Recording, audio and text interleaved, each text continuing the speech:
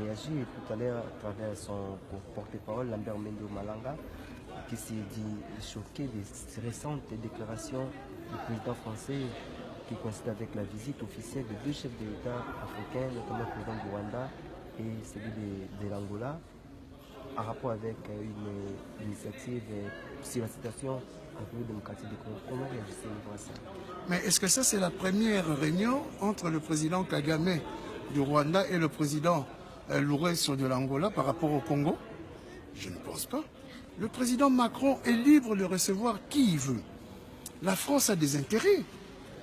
Que ce soit au Congo, que ce soit au Congo-Brazzaville, que ce soit en Angola. C'était tout à fait normal qu'il commence déjà à lancer la ligne pour que la stabilité à la République démocratique du Congo puisse aller de l'avant, puisqu'il y a une élection sous peu.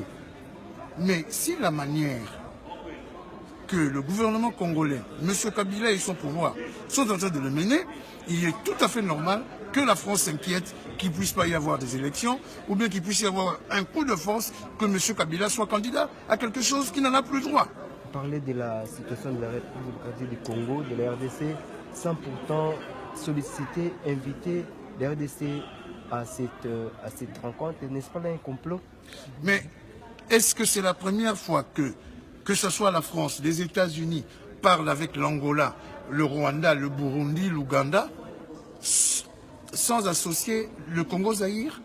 Mais souvenez-vous, en 1997, quand l'AFDL est entré ici, est-ce qu'ils ont appelé le maréchal Mobutu?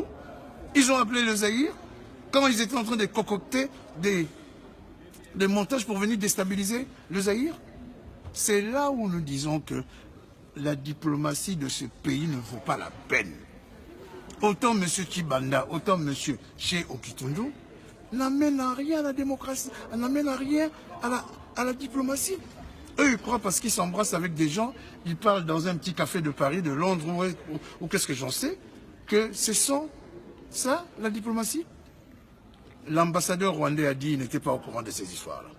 L'ambassadeur angolais a dit qu'il est tout à fait normal que le président Macron puisse recevoir Lourenço. Et ce n'est pas terminé. Demain ou après-demain, ça serait le tour du Congolais, Denis Sassou Nguesso. Non, nous estimons que notre pays est à la croisée de chemin. Que nous refusons, nous, Congolaises et Congolais, que le sang coule.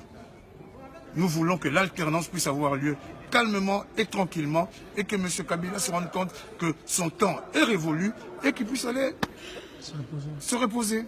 Donc à partir de ce moment-là, même ce que dit M. Mende va faire peur à qui?